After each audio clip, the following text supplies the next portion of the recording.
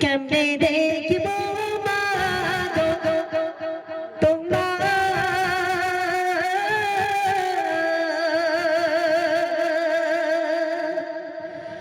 মরণ মুখ খানি রে আমার জননী।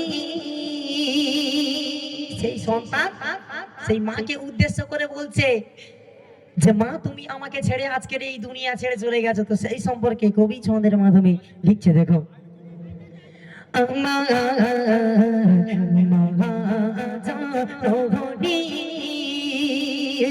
কেমনে দেখব মা গো তোমার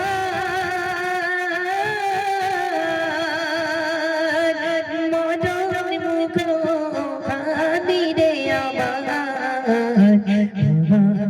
জননী। সেই সন্তান সেই সন্তানের মা যখন এই দুনিয়া ছেড়ে চলে গেছে, তো সেই সন্তান বলছে মা তুমি আজকের আমাকে ছেড়ে এই দূর আমাকে ছেড়ে আজকের আমাদের সবাইকে ছেড়ে ওই কঠিন কবরে তুমি আমাদেরকে ছেড়ে চলে গেছো। তোমাকে তো আমি আর কোনোদিন দেখতে পাবো না মা, এই দুনিয়ার মধ্যে থেকে আমিও তোমাকে কোনোদিন আর মা বলে ডাকতে পারবো না। তো সেই সম্পর্কে প্রথম কথার মাধ্যম দিয়ে কবি লিখছে, দেখো। কোন দেশেতে চলে গে মা আমায় একা গেলে, কোন দেশেতে চলে গে মা আমায় একা গেলে, দিবানি গিয়ে কাঁদি আমি গো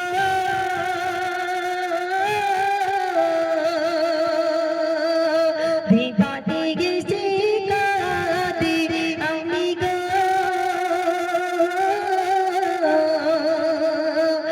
মমতায় আছো তুমি গো আমার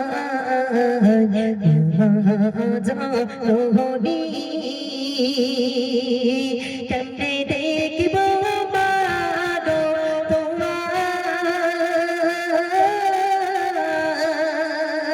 তোমার মরণ মুখ খানি রে আমার জননী। সেই সন্তান সেই মাকে উদ্দেশ্য করে বলছে মা এই দুনিয়াতে আজকের আমি বিবি সন্তান আমার সবকিছু রয়েছে, কিন্তু মা তোমার মতো আপন এবং তোমার মতো অত আমার কাছের কেউ হবে না, তোমার মতো আপন এই দুনিয়াতে আমি কাউকে খুঁজে পাবো না। তো সেই সম্পর্কে কবি ছন্দের মাধ্যমে লিখছে, দেখুন।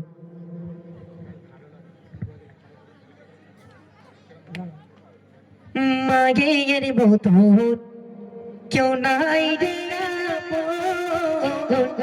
তোমার রাতে সহজ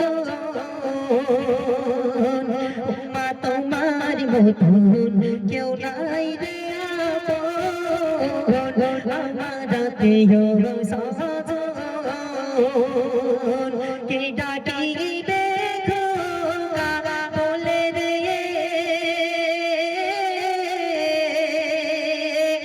তোর দিয়ে তোলে ভুলি রে আমার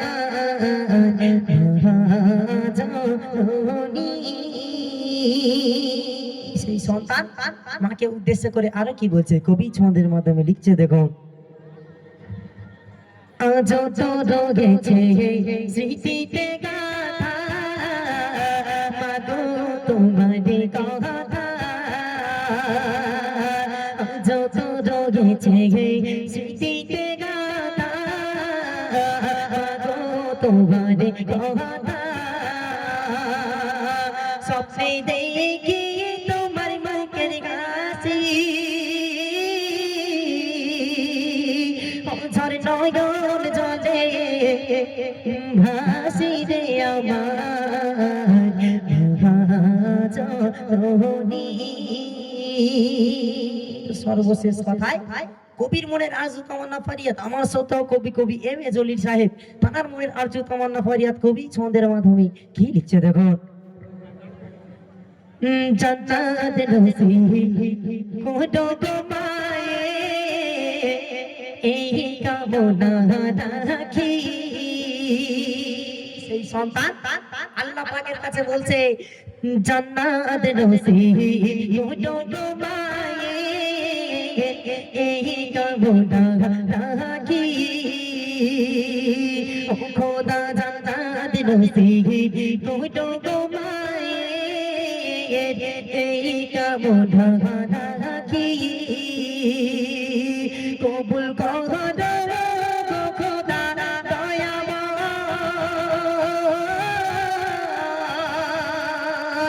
কবুল করো খোদা দয়াময়।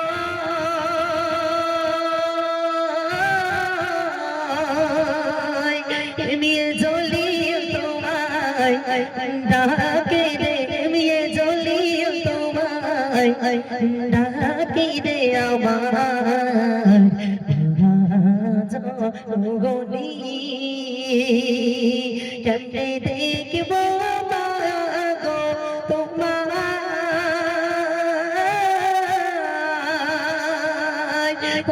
মরণ মুখ খানি রে আমার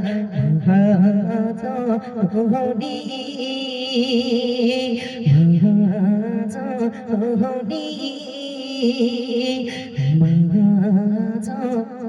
গনি শুনলেন?